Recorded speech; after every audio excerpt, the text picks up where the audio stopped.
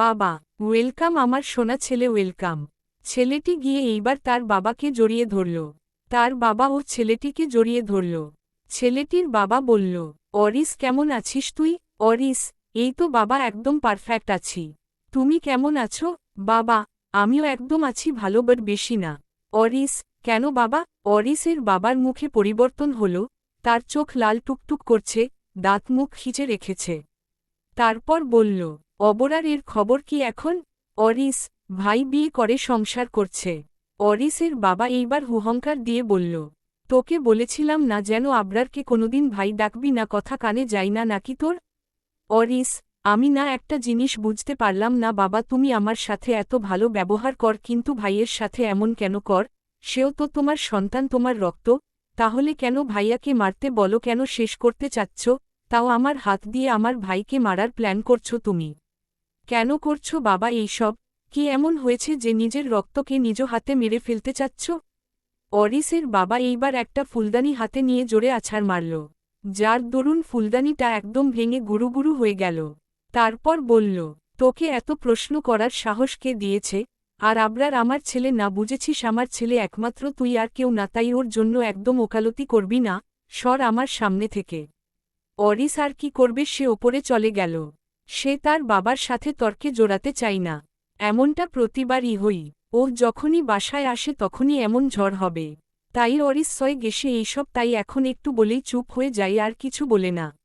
অরিস চলে যেতেই তার বাবা বিড়বিড় করে বলল, আমি জানি আবরার আমার রক্ত, তুই ও আমার রক্ত, কিন্তু আমি মানুষটা ভালো না। একসময় মাফিয়া জগতের লিডার ছিলাম, যত রকমের 2 নাম্বারি ব্যবসা আছে সব আমার আন্ডারে হতো, কালো টাকার পাহাড় ছিল আমার। কিন্তু ওই আবরার বড় হয়ে আমার সাথে টেক করে লাগল। আমার কালো টাকা 2 নাম্বারি ব্যবসা সব মাটি করে দিল, আমাকে তাড়িয়ে নিজে মাফিয়া জগতের লিডারে বসবে, আর আমি বেঁচে থাকতে এটা সম্ভব না। তুই আমার রক্তের হলেও আমি আমার কালো সাম্রাজ্য অনেক ভালোবাসি। আর অরিস হলো আমার দাবার ঘুঁটি, বেচারা ভাইকে অনেক ভালোবাসে কিন্তু কিছুই করতে পারে না। আর আবরার এইদিকে তার ভাইকে নিজের প্রধান শত্রুর খাতায় নাম লিখে রাখছে। হাহা হাহা, এই বলে অরিসের বাবা বিচ্ছিরিভাবে হাসতে লাগল। কমা কমা কমা কমা কমা। এতক্ষণ ধরে যে একা একা বিড়বিড় করছিল সে হল মিস্টার আনোয়ার ফাহাদ। আবরার ফাহাদ, আর অরিস ফাহাদের পিতা। আবরার আর অরিসের মা অনেক আগে মারা গেছে একটা রোড অ্যাক্সিডেন্টে। আদাও রোড অ্যাক্সিডেন্ট কি খুন করা হয়েছে এটা এখনও রহস্য। মিস্টার আনোয়ার ফাহাদ তার বড় ছেলে আবরারকে রেখে ছোট ছেলে অরিস ফাহাদকে নিয়ে লন্ডন চলে আসছে প্রায় 10 বছর আগে। অরিস বাংলাদেশে থাকে, 3 মাস অন্তর অন্তর লন্ডনে এসে তার বাবার সাথে দেখা করে যায়। আবরারের সাথে মিস্টার আনোয়ারের কোন সম্পর্ক নেই, দুজনের মধ্যে শত্রুতা বিরাজমান করছে। বাপ ছেলে সাপ নেউল এর মতো, কিন্তু 2 জনই একই রক্তের হলেও ভিন্ন। আনোয়ার কালো জগতের রাজত্ব করতে ভালোবাসে, যত রকমের খারাপ কাজ আছে সেগুলো সে নিজের আন্ডারে করে। আর আবরার মাফিয়া জগতের লিডার হলেও সে ভালো কাজের পক্ষে, কোন অন্যায় কাজকে প্রশ্রয় দেই না। গরিব মানুষদের সাহায্য করে, সবাইকে ন্যায় বিচার দেই। আবার অরিস তার বাবার কাছে থেকেও তার বাবার মতো খারাপ না, সেও তার ভাই আবরার এর মতোই। অরিস জানে আবরার তার আপন ভাই, কিন্তু আবরার জানে না যে তার ভাই আছে, কারণ সে শুনেছে তার ভাই আর মা একসঙ্গে রোড অ্যাক্সিডেন্টে মারা গেছে। শেষের ফার্স্ট ব্র্যাকেট। যাক, অনেক পরিচয় দিলাম, বাকি পরিচয় গল্পে পেয়ে যাবেন। আন্টি কেমন অসভ্য, আমি এটা আপনার নাতিকে ডাকুন। মিসেস মোহনা, আমি ডাকছি। এই বলে মিসেস মোহনা আবরারের রুমের সামনে আসলো, তারপর আবরারের রুমে নক করে বলল, দাদু ভাই, আতিয়ার আম্মু আসছে। এই সব কি বলছে? তুই নাকি দাদুম্নিকে ডিভোর্স দিছিস, তারপর গভীর রাতে তাদের বাসায় গিয়ে ভাঙচুর করে দাদুম্নিকে এনেছিস। আমি কিছু বুঝতে পারছি না দাদুভাই, তুই নিচে আয়। মিসেস মোহনার কথা শেষ হতেই দরজার ওই পাশ থেকে থমথমে গলায় আবরার বলল, দাদি তুমি নিচে যাও, আমি আসছি। আর হ্যাঁ, আমার শাশুড়ি এই প্রথম আমার বাসায় এসেছে, কোন রকম ত্রুটি যেন না হই দাদি। মিসেস মোহনা মুচকি হেসে আচ্ছা বলে নিচে চলে গেল। আবরার বেড থেকে উঠে ওয়াশরুমে চলে গেল, আর আতিয়া ঘুমে ঢুলতে ঢুলতে বেডে বসে রইল। গেস্ট হাউজে আবরার আতিয়াকে রেখে চলে গেলেও তার 20 মিনিট পরে এসে আতিয়াকে সঙ্গে নিয়ে নিজের বাসায় চলে আসে। তারপর আবরার নিজের বেডরুমে নিয়ে গিয়ে আতিয়াকে ছুঁড়ে মারে। আতিয়া কি করবে বুঝতে পারছে না। তাই সে চুপচাপ বেডে গিয়ে বসে পড়ল। আর আবরার ওয়াশরুম থেকে ফ্রেশ হয়ে এসে বেডে গা এলিয়ে দিল। অতিরিক্ত ক্লান্ত হওয়ায় বেডে শোয়ার সাথে সাথেই ঘুমের রাজ্যে হারিয়ে গেল। এইদিকে আতিয়া কি করবে কিছু বুঝতে পারছে না। সে আর কিছু ভেবে না পেয়ে বেডে ওইভাবে চুপচাপ বসে রইল। ফজরের আজানের ধ্বনি আতিয়ার কানে যেতেই আতিয়া বেড থেকে নেমে অজু করে নামাজ আদায় করল। নামাজ আদায়ের পরে আতিয়া ঘুমে ঢুলতে লাগল। চোখ মেলে তাকাতে পারছে না, তাই সে জায়নামাজ গুছিয়ে বেডে আবরার পাশে শুয়ে পড়ল। আর সঙ্গে সঙ্গে আতিয়া ঘুমের রাজ্যে হারিয়ে গেল। ঘুমের মধ্যে আতিয়া একদম আবরারের কাছে চলে আসে। আবরার ও আতিয়াকে নিজের বুকের মধ্যে টেনে নিল। আতিয়া ঘুমিয়েছে 2 ঘন্টা হবে। এর মধ্যে আবরারের ঘুম ভেঙে গেল। ঘুম ভেঙে নিজের বুকের মধ্যে আতিয়াকে দেখে রাগ হল খুব। সে আতিয়াকে ধাক্কা মেরে নিজের কাছ থেকে ফেলে দিল, যার দরুন আতিয়ার ঘুম ভেঙে গেল। সে কি হয়েছে বুঝতে পারছে না। এর মধ্যে আবরার দাঁতে দাঁত চেপে বলল, এই স্টুপিড গার্ল সাহস হই কি করে আমার বুকে ঘুমাতে। আতিয়া ঘুমু ঘুমু কণ্ঠে বলল, কখন ঘুমালাম। আবরার আরও কিছু বলবে তখনই মিসেস মোহনা এসে ডাক দিয়ে বলল আতিয়ার আম্মু আসছে। তাই আবরার আতিয়াকে আর কিছু না বলে ওয়াশরুমে ঢুকে গেল। আসসালামুলাইকুম শাশুড়ি আম্মা। কথাটা বলতে বলতে আবরার মিসেস আয়শা আর মিস্টার সাদমান এর সামনের সিঙ্গেল সোফার উপরে বসল। আবরারকে দেখে মিসেস আয়শা রাগে ফেটে পড়ল, তবুও সালামের জবাবে বলল, ওলাইকুম আসামল। আবরার পায়ের উপর পা তুলে দিয়ে বলল, কি শাশুড়ি আম্মা, মাঝরাতেই তো বাসায় গিয়ে বউকে নিয়ে আসলাম, তখন তো দেখলেন আমাকে, নাকি দেখা হয়নি যার দরুন এত সকালে মেয়ের বাড়ি হাজির। মিসেস আয়শা দাঁতে দাঁত চেপে বলল, অসভ্য ছেলে, অসভ্যতামি করার একটা লিমিট আছে। আবরার হিসিসিয়ে বলল, শাশুড়ি আম্মা অসভ্যতামি কি করলাম যে অসভ্য বলছেন, দেখবেন অসভ্য কাকে বলে। এই বলে আবরার মিসেস মোহনার পাশে থাকা আতিয়াকে নিজের কাছে এনে নিজের উরুর উপরে বসিয়ে আতিয়ার ঠোঁটের সাথে নিজের ঠোঁট একত্রিত করে দিল। আতিয়া আবরার থেকে ছাড়া পেতে হাত পা ছোটাছুটি করতে লাগল, কিন্তু আবরার আতিয়াকে ছাড়ছে না, উল্টে আতিয়ার ঠোঁট একদম শক্ত করে ধরে রেখে কিস করতে লাগল। এইদিকে আবরার এর এমন কাজ দেখে বাড়ির সবাই চোখে হাত দিল, বাদ গেল না বাড়ির সার্ভেন্টরাও। প্রায় 5 মিনিট পরে আবরার আতিয়ার ঠোঁট ছেড়ে দিল। আতিয়া ছাড়া পেতেই জোরে জোরে শ্বাস নিয়ে উঠতে গেলেই আবরার আতিয়ার কোমর জোরে চেপে ধরে বলল, না ঘরওয়ালি, কোথাও যাওয়া যাবে না, আমার কোলে বসে থাকো। আবরার এর গলার আওয়াজ পেতেই সবাই চোখ থেকে হাত সরাল। সবাইকে চোখ থেকে হাত সরাতে দেখে আতিয়া আবরারকে কিছু বলতে গিয়েও লজ্জায় সেটা গিলে ফেলল। আবরার এইবার মিসেস আয়শাকে বলল, তো শাশুড়ি আম্মা, এইবার তো দেখলেন যে অসভ্যতামি কাকে বলে। মিসেস আয়শা দাঁতে দাঁত চেপে বলল, বিয়াদব ছেলে, লজ্জা করে না? ডিভোর্স দেওয়া বউকে আবার নিয়ে এসে অবৈধ সম্পর্ক করছ। আবরার ডোন্ট কেয়ার ভাব নিয়ে বলল, না শাশুড়ি আম্মা, আমার মধ্যে লজ্জার ছিটে ফোঁটা নেই। লজ্জা তো নারীর ভূষণ, আর সেখানে আমি যদি লজ্জা করি তাহলে আর আপনার নাতি নাতনির মুখ দেখা লাগবে না। আবরার এর কথা শুনে আতিয়া না পারছে মাটি ফাঁকা করে তার ভিতরে ঢুকে যেতে। মিসেস আয়শা আবারও বলল, চুপ যাও বেয়াদব ছেলে, আমার মেয়েকে তো ডিভোর্স দিস। মিসেস আয়শাকে সম্পূর্ণ কথা বলতে না দিয়ে আবরার বলল, ডিভোর্সের কথা 100 বার বলেন কেন শাশুড়ি আম্মা, এইটা ডিভোর্স পেপার ছিল না, জাস্ট প্রেমপত্র ছিল। আপনার মেয়েকে জিজ্ঞাসা করে নেন। আবরার এইবার আতিয়াকে বলল, এই যে ঘরওয়ালি, এইভাবে আর লজ্জায় লাল বেগুনি গোলাপি না হয়ে শাশুড়ি আম্মাকে বলে দেন যে আমি কেমন প্রেমের চিঠি দিয়েছিলাম। আবরারের এমন কথা শুনে আতিয়া আবরারের দিকে রাগী চোখে তাকালো। আতিয়াকে তাকাতে দেখে আবরার চোখের ইশারায় বলতে বলল। আতিয়া তার মায়ের দিকে ঘুরে বলল, আম্মু, উইটা ডিভোর্স পেপার ছিল না। আতিয়ার কথা শুনে মিসেস আয়শা বলল, ভয় পাস না মা, আমি আছি তোর পাশে, মিথ্যা বলতে হবে না, সত্যি বল। আতিয়া, মা, আমি সত্যি কথা বলছি, উইটা একটা চিঠি ছিল যেটা উনি ডিভোর্স পেপার বলেছিল। তারপর আতিয়ার তার মাকে সব খুলে বলল। সব শোনার পরে মিসেস আয়শা আর কিছু বলার ভাষা খুঁজে পেল না। তাই তার স্বামী সাদমান সাদিফকে নিয়ে আবরারের বাসা থেকে চলে গেল। মিসেস আয়শা চলে যেতেই আবরার ধাক্কা মেরে আতিয়াকে নিজের কোল থেকে ফেলে দিল। তারপর সিঁড়ি বেয়ে উঠে নিজের রুমে চলে গেল।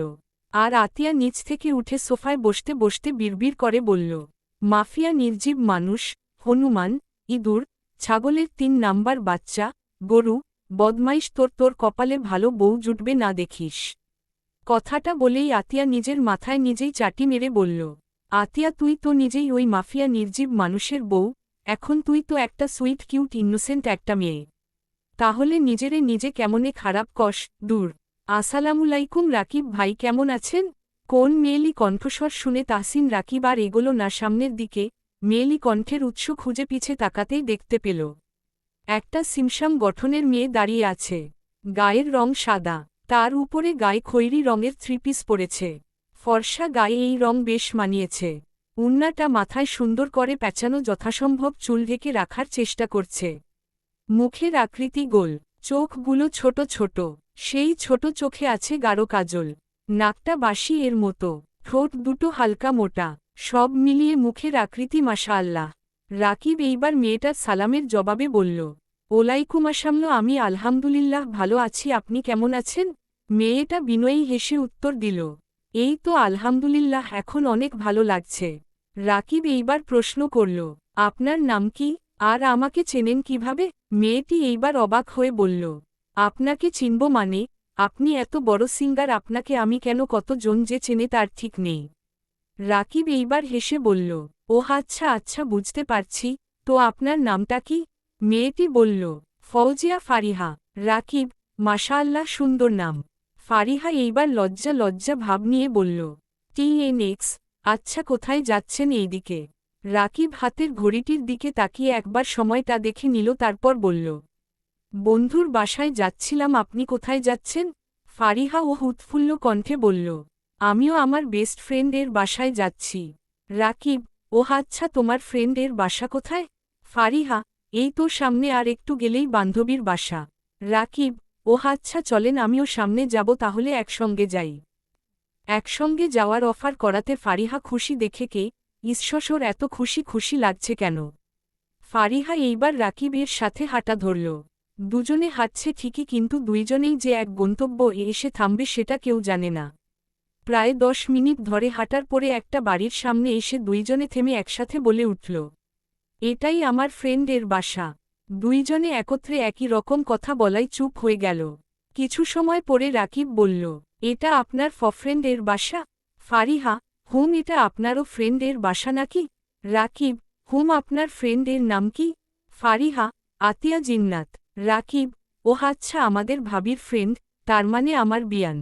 ফারিহা চোখ ছোট ছোট করে বলল, তার মানে? রাকিব, তার মানে হলো Abrar Fahad is my best friend, এখন তার বউয়ের একমাত্র বেস্ট ফ্রেন্ড তো আবরারের শালি হবে। সেই হিসাবে আপনি আমার বিয়ান হও। ফারিহা বুজার মতো করে বলল, ওহ আচ্ছা, জিজুর ফ্রেন্ড আপনি? আচ্ছা চলেন বিয়াই, ভিতরে যাই, এখানে দাঁড়িয়ে লাভ কি? রাকিব, হ্যাঁ তাই তো, চলেন। এই বলে তারা দুজনই বাড়ির ভিতরে ঢুকল। সদর দরজা দিয়ে রাকিব আর ফারিহা একসঙ্গে প্রবেশ করল। রাকিব জানে আবরার এখন রুমে আছে, তাই সে ড্রয়িং রুমে গেল। রাকিবের সাথে ফারিহাও হাসল। ড্রয়িং রুমে আতিয়া আর মিসেস মোহনা বসে গল্প করছে। রাকিব তাদের গিয়ে জিজ্ঞাসা করল, কি দাদি, কেমন আছো? মিসেস মোহনা আর আতিয়া সামনে তাকিয়ে দেখল রাকিব আর তার পাশে ফারিহা। ফারিহাকে দেখে আতিয়া উঠে ফারিহার কাছে এসে জড়িয়ে ধরে বলল, প্রাণ ভোমরা, কেমন আছিস? ফারিহা, আলহামদুলিল্লাহ ভালো, জানু তুই কেমন আছিস? আতিয়া, তোকে দেখে একদম ভালো হয়ে গেছি। রাকিব এইবার ফোড়ন কেটে বলল, বাহ ভাবি বাহ, এই যে পাশে তোমার দেওর দাঁড়িয়ে আছে তাকে একবারও ভালো মন্দ জিজ্ঞাসা না করে। বান্ধবীকে জড়িয়ে ধরে জিজ্ঞাসা করছো ভালো ভালো। আতিয়া এইবার হেসে কিছু বলবে, তখনই গোমগমে আওয়াজে কোন পুরুষের কণ্ঠ ভেসে আসল, তোর ভালো মন্দ জিজ্ঞাসা করার জন্য আমি আছি, তাই আর কাউকে জিজ্ঞাসা করা লাগবে না, এখন চল, নয়তো দেরি হয়ে যাবে। এই কথা আবরার জামার হাতা গোটাতে গোটাতে সিঁড়ি বেয়ে নামাতে নামতে বলল। পুরুষনালীর কণ্ঠস্বর শুনে সবাই সিঁড়ির দিকে তাকিয়ে আবরারকে দেখল। আবরারের চলে যাওয়ার কথা শুনে মিসেস মোহনা বলল, চলে যাবি মানে কোথায় যাবি এখন? আর সকালের নাস্তা না করেই চলে যাবি? আবরার, জরুরি মিটিং পড়েছে, না গেলে হবে না। রাকিব এইবার মিসেস মোহনার উদ্দেশ্য বলল, হুম দাদি, অন্য একদিন এসে জমিয়ে খেয়ে যাব, এখন চলে যাচ্ছি, ভালো থেকো। মিসেস মোহনা, আচ্ছা সাবধানে যাবি। রাকিব এইবার আতিয়ার দিকে ঘুরে বলল, আচ্ছা ভাবি, থাকো, অন্য একদিন এসে আড্ডা দিব। আতিয়া, হুম। তারপর আবরার আর রাকিব বেরিয়ে গেল। আবরার গাড়ি ড্রাইভ করছে আর রাকিব ফ্রন্ট সিটে বসে আছে। দুইজনে চুপ। এরপর রাকিব বলল, দোস্ত তোর শালিটা কিন্তু মাশাআল্লাহ অনেক সুন্দর। আবরার গাড়ি ড্রাইভ করতে করতে বলল। তো রাকিব ভ্রু কুঁচকে বলল, তো মানে? আবরার, আমার শালি সুন্দর তাতে তোর কি? রাকিব আফসোসের সুরে বলল, আমারই তো সব, এত সুন্দর বউ ঘরে রাখতে পারবো তো? আমার বউ তারে এত সুন্দর হতে কে বলছে বলতো? আবরার রাকিবের দিকে ফিরে বলল, তোর বউ কখন কোন সময় হল? রাকিব হাতের ঘড়িটা দেখে নিয়ে বলল, এই তো 2 ঘন্টা আগে। আবরার, তোর আজাইরা কথা এইবার বন্ধ কর। রাকিব, আমি আজাইরা কথা কখন বললাম? আমি তো আমার আবরার, শাট আপ রাকিব, মুখ বন্ধ কর নয়তো আমার রিভলভারের সব কয়টা গুলি তোর মুখে চালান করে দিব। রাকিব মুখে এক আঙ্গুল দিয়ে বলল, আমি কথা বলছি না। তারপর আর কেউ কোন কথা বলল না। আর কিছু সময় ড্রাইভ করার পরে তারা একটা পরিত্যক্ত বাড়ির সামনে আসলো। আবরার আর রাকিব গাড়ি থেকে নেমে সেই বাড়িটির ভিতরে ঢুকে পড়ল। বাবা ভালো থেকো, আমি চলে যাচ্ছি। অরিস, মিস্টার আনোয়ার ছেলেকে হালকা জড়িয়ে ধরে বলল, যাও, আর সাবধানে থাকবে, আর কাজ তো। মিস্টার আনোয়ারকে কথা বলতে না দিয়ে অরিস বলল, আমার মনে আছে বাবা, 100 বার মনে করিয়ে দেওয়া লাগবে না। মিস্টার আনোয়ার গম্ভীর কণ্ঠে বলল, মনে করিয়ে দিচ্ছি কারণ তোমার তো আবার ওই আবরারের প্রতি ভালোবাসা উপচিয়ে পড়ে। অরিস, কিভাবে পারো তুমি আমি জানি না বাবা, কিন্তু আমি তো পারছি না আমার নিজের হাতে আমার ভাই তাকে খুন করতে। মিস্টার আনোয়ার এইবার হুহংকার ছেড়ে বলল, আমি বলেছি না তোকে আমার সামনে একবারও ভাই বলবি না। অরিসের যেন আর কথা বাড়াতে ইচ্ছা করল না, সে বুঝতে পারছে কথা বাড়ালে অনেক দূর যাবে। তাই আর কোন কথা না বলে মিস্টার আনোয়ার থেকে বিদায় নিয়ে এয়ারপোর্টের উদ্দেশ্য রওনা হল। আজকেই সে বাংলাদেশ ব্যাক করবে। যদিও আর কয়টা দিন থাকত, কিন্তু এইখানে তার যেন দম বন্ধ লাগছে। সাথে নিজের আপন ভাইকে মেরে ফেলার পরিকল্পনা শুনে মনে হচ্ছে যেন নিজেই নিজেকে মেরে ফেলি। তাই সে আজকেই বাংলাদেশ ব্যাক করছে। ভাই অরিস আজকে বাংলাদেশ ব্যাক করছে। আবরার, এত তাড়াতাড়ি? আরিফ, জি ভাই। আবরার, নজর রাখিস যেন আমার ফ্যামিলি রদিকে কোন রূপ ভুল পদক্ষেপ নিলে আমি যেন সেভ করতে পারি সবাইকে। আরিফ, জি ভাই। তারপর কিছু একটা মনে পড়তেই আরিফ বলল, ভাই। আবরার, বল। আরিফ, ভাই ভাবিকে যেই ছেলেটা বাজে ভাবে টাচ করেছিল তাকে আটক করে রাখছি। আবরার এইবার ফাইল থেকে চোখ সরিয়ে আরিফের দিকে তাকিয়ে বলল, আমি যাওয়া না পর্যন্ত যেন তাকে এক ফোঁটা পানি দেওয়া না হই। আর এটা বলে দিবি যেন সে W8 করে তার জমের জন্য। আরিফ, জি ভাই। আবরার, এইবার যা তুই। আরিফ এইবার চলে গেল। আবরার একটা বাঁকা হাসি দিয়ে বলল, আমার জিনিসে হাত দেওয়া আমি লাইক করি না। আর সেখানে আমার ব্যক্তিগত জিনিসে কেউ হাত দিবে এটা আমি দেখেও না দেখার ভান ধরব। কখনোই না। একদম সুন্দর শান্তিময় ঘুম উপহার দিয়ে আসব। অন্ধকার রাত, চারিদিকে কোন মানুষের কলহল শোনা যাচ্ছে না, যেটা যাচ্ছে সেটা হলো কুকুরের ডাক। এই কুকুরের ডাক অন্ধকার মানুষীন জায়গায় ভয়ঙ্কর আওয়াজ তুলছে। এর মধ্যে হুট করে কারোর গগন বিদারী চিৎকার শোনা গেল। চিৎকারের আওয়াজ শুনে কুকুরগুলো ভয়ে এইদিক ওইদিকে ছুটতে লাগল। অবস্থানটা জঙ্গলের মধ্যে পরিত্যক্ত একটা বাড়ি। যে কেউ বাড়িটা দেখলেই এক চান্সে বলে দিবে বাড়িটা ভুতুড়ে। বাড়িটির ভিতর থেকে এখনও একজনের আওয়াজ শোনা যাচ্ছে, তারা চিহ্ন, তারা চিহ্ন, তারা চিহ্ন। আফ, যেই হাত দিয়ে আমার ব্যক্তিগত জিনিস হাত দিয়েছিস, সেই হাত আমি কেটে ফেলব। বলেই আফ সামনে চেয়ারে বাঁধা অবস্থায় থাকা একটি ছেলের ডান হাতটা একদম কেটে ফেলে দিল। তার হাতে থাকা ছুরি দিয়ে হাত কাটায় ছেলেটি এমন চিৎকার করছে। আফ এইবার কিছু কাপড় ছেলেটির মুখের ভিতরে পুরে দিল, যাতে সে আর চিৎকার করতে না পারে। পাশে থাকা টেবিলের উপর থেকে নুনের প্যাকেটটা হাতে নিয়ে অফ বলল, আমার ব্যক্তিগত জিনিসে যে হাত দিবে তাকে শান্তিময় ঘুম উপহার দিব। এখন তোর শান্তিময় ঘুম তোর জন্য অপেক্ষা করছে। আল্লাহ হাফেজ। এইদিকে ছেলেটি কোন রূপ কথা বলতে পারছে না, শুধু মাথা নাড়িয়ে নাড়িয়ে না বলছে, যেন তাকে না মারে। আফেইসবে মন না দিয়ে হাতে থাকা নুনের প্যাকেট থেকে কিছু নুন নিজের হাতে ঢালল। তারপর একটা বাঁকা হাসি দিয়ে ছেলেটির কাটা হাতে নুন চেপে ধরল, যার দরুন ছেলেটা চিৎকার করছে, ছোটাছুটি করছে, কিন্তু তার চিৎকার শোনা যাচ্ছে না। ছেলেটা আর সহ্য করতে না পেরে ওইভাবে অজ্ঞান হয়ে পড়ে রইল। ছেলেটিকে অজ্ঞান হতে দেখে আফ ডাকল, আরিফ, আরিফ। আরিফ দ্রুত রুমে প্রবেশ করে বলে, জি ভাই। আফ ছেলেটির দিকে ইশারা করে আরিফকে বলে, গরম পানি বসা, তার মধ্যে এই ছেলেকে ছেড়ে দিবি, আর এটাই হবে ওর শান্তিময় ঘুম। বলেই হনহন করে বাড়িটি থেকে বেরিয়ে গেল। আর আরিফ ছেলেটির এমন অবস্থা দেখে ভয় পেয়ে গেল, হাত একদম কেটে ফেলছে। তারপরে পাশে নুনের প্যাকেট। আরিফ আর বেশি কিছু না ভেবে আফের বলে দেওয়া কাজের মতো কাজ করতে লাগল। ছেলেটির নাম রুহান, বড় লোক বাবার বিগড়ে যাওয়া সন্তানদের একজন।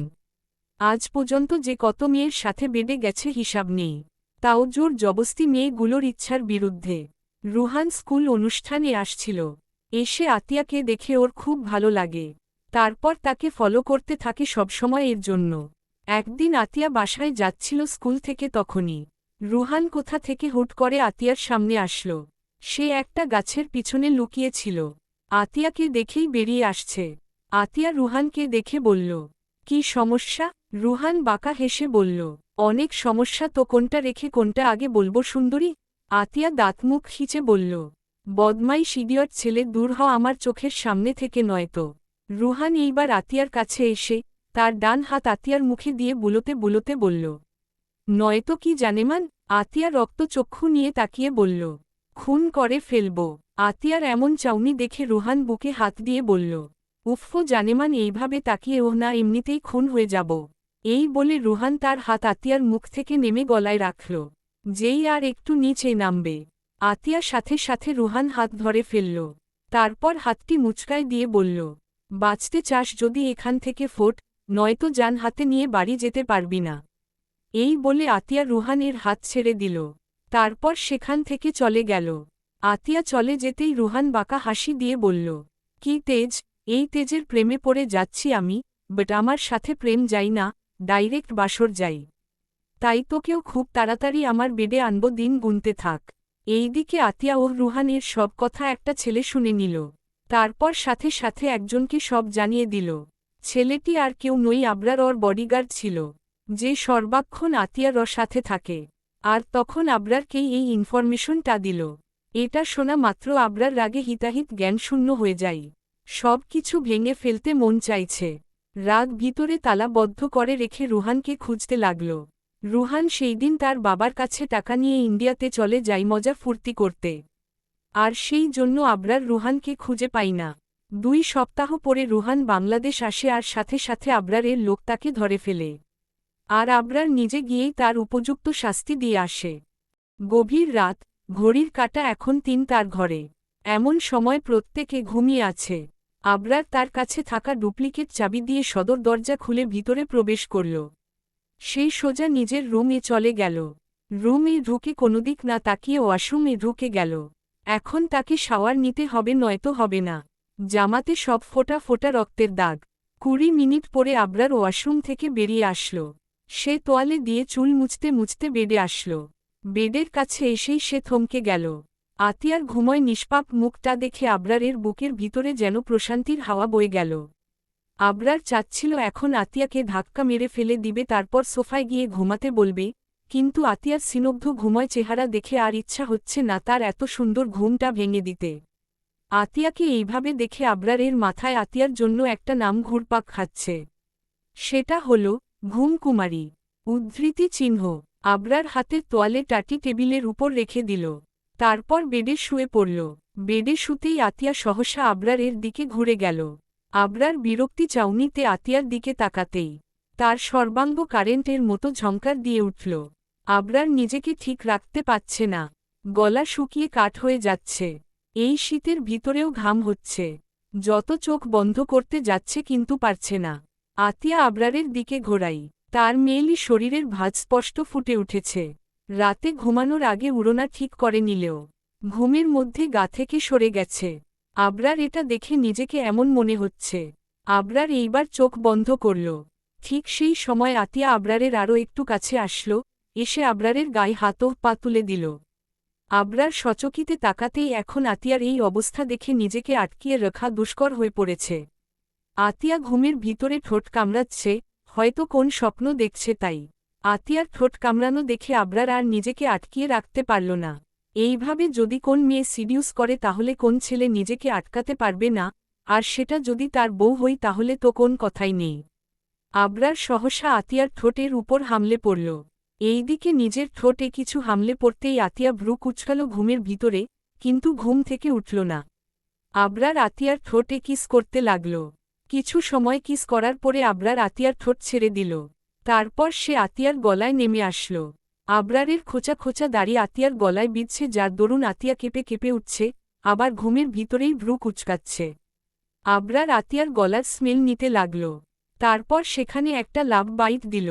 লাভ বাইট দেওয়ার পরে আবরার আতিয়ার গলায় ছোট ছোট চুমুতে ভরিয়ে দিল। তারপর আবরার আস্তে আস্তে আতিয়ার গলা থেকে মুখ সরিয়ে আনল। আস্তে আস্তে আবরার আতিয়ার গলা থেকে মুখ একটু নিচে নামাল, সেখানে ও ছোট ছোট চুমুতে ভরিয়ে দিল। আবরার এইবার আতিয়ার সাথে আর একটু ঘনিষ্ঠ হতেই হুট করে সে সরে আসল। একেবারে বেড থেকে নেমে আতিয়ার দিকে আর না তাকিয়ে সোজা রুম থেকে বেরিয়ে ছাদে চলে গেল। আবরার ছাদে গিয়ে একটা সিগারেট ধরাল। তারপর সেটা টানতে লাগল। কিছু সময় পরে আবরার নিজেই নিজেকে বলল, আবরার তুই এটা একদম ঠিক করলি না, মেয়েটা এখনও পিচ্ছি, আর সম্মতি ছাড়া একটা মেয়ের কাছে যাওয়া ভালো না। সে তোর বউ ঠিকই, কিন্তু ও এখনও ছোট, সহ্য করতে পারবে না। সময় দে আবরার, ওকে সময় দে। আবরার আর কিছু সময় ছাদে থেকে তারপর নেমে গেল। সে আর নিজের রুমে গেল না, অন্য রুমে গিয়ে শুয়ে পড়ল। সকাল সকাল 7:46 বাজে। এমন সময় আতিয়া ঘুম থেকে উঠল। আজকে আর সে ফজরের নাম পড়তে পারিনি, এত ঘুম যে ওর চোখের পাতায় ছিল যে সে একদমই তাকাতে পারিনি ঘুমের কারণে। আতিয়া ঘুম থেকে উঠে ওয়াশরুমে গেল ফ্রেশ হতে। আজকে শুক্রবার, স্কুল ছুটি আছে। আতিয়া ওয়াশরুমে ঢুকে দাঁত ব্রাশ করল। তারপর সে মুখে পানি দিল। এইবার হাতে একটু পানি দিয়ে গলায় দিতেই ওর গলা জলে ছাই হয়ে গেল। আতিয়া তাড়াতাড়ি আয়নার সামনে দাঁড়িয়ে তার গলার কাছে তাকিয়ে দেখে কিসের একটা দাগ। আতিয়া ভালোভাবে হাত বুলিয়ে দেখে কামড়ের দাগ। আতিয়া এইবার আটকে উঠে বলে, আল্লাহ, কিসের কামড়ের দাগ? আমাকে কিসে কামড়ে দিল? এখন কি আমি মরে যাব নাকি বেঁচে যাব? নাকি আমি মরে গেছি? এইসব ভাবতে ভাবতে আতিয়ার চোখে পানি চলে আসল। সে ওইভাবে নিচে নামল। নিচে নেমে দেখল মিসেস মোহনা, মিস্টার নাফিস আর আবরার একসঙ্গে ডাইনিংয়ে বসে নাস্তা করছে। মিসেস মোহনা শুধু খাবার সার্ভ করে দিচ্ছে। আতিয়া সেখানে যেতেই মিসেস মোহনা আতিয়ার দিকে তাকিয়ে দেখল ওর চোখে এটা দেখে মিসেস মোহনা বিচলিত কণ্ঠে বলল, কি হয়েছে দাদুমনি, তোমার চোখে পানি কেন? আতিয়া ভেজা কণ্ঠে বলল, দাদিজান, আমি মরে গেছি। আতিয়ার এমন কথা শুনে মিস্টার নাফিস ও হাবরার ও হাতিয়ার দিকে তাকাল। মিসেস মোহনা অবাক হয়ে বলল, কি যাতা বলছিস দাদুমনি? আতিয়া, ঠিকই বলছি আমি। এরপরে গলায় থাকা সেই কামড়ের দাগ মিসেস মোহনাকে দেখিয়ে বলল, এই দেখো কামড়ের দাগ। কোন বিষাক্ত প্রাণী তার বড় বড় হুল হুল দাঁত আমার গলায় কামড়ে দিছে? এখন আমি মরে যাব তখন কি হবে? বিষাক্ত প্রাণী, বড় বড় হুল হুল দাঁত, এটা শোনা মাত্রই আবরার কেসে উঠল। কাশতে কাশতে দম বন্ধ হয়ে যাচ্ছে। মিসেস মোহনা তাড়াতাড়ি পানির গ্লাসটা আবরারের হাতে দিল। আবরার পানিটা খেয়ে ফেলল। তার দম যেন বন্ধ হয়ে যাচ্ছে। মেয়ে বলে কি বিষাক্ত প্রাণী আর বোর হুল দাঁত? আবরার এইবার মিসেস মোহনার দিকে তাকিয়ে বলল, দাদি, আমি চলে যাচ্ছি। মিসেস মোহনা চিন্তিত স্বরে বলল, এইভাবে কেসে উঠলি কেন? আর কিছুই তো খেলি না? আবরার চেয়ার ছেড়ে উঠতে উঠতে বলল, বিষাক্ত প্রাণীর বড় হুল দাঁত শুনে আমার কাশি উঠে গেছে, এই খাবার আর গলা দিয়ে নামবে না। এই বলে আবরার বেরিয়ে গেল। আর আতিয়া মনে মনে বলল, মাফিয়া নির্জীব মানুষ, আমি কি তোকে কিছু বলছি যে এইভাবে চলে গেলি? হাব ভাব দেখে মনে হচ্ছে তো বিষাক্ত প্রাণী মনে হই আমি তোকেই বলেছি। তারপর মিসেস মোহনাকে বলল, দাদি যান। মিসেস মোহনা একটা মলম এনে আতিয়ার গলায় লাগিয়ে দিতে দিতে বলল, কিছু হবে না, হয়তো মশা কামড়িয়েছে তাই এমন হয়ে গেছে। চিন্তা করিস না, আমি মলম লাগিয়ে দিয়েছি, ভালো হয়ে যাবে। এইবার খেতে বসো। আতিয়া ও হার কিছু না বলে খেতে বসে পড়ল।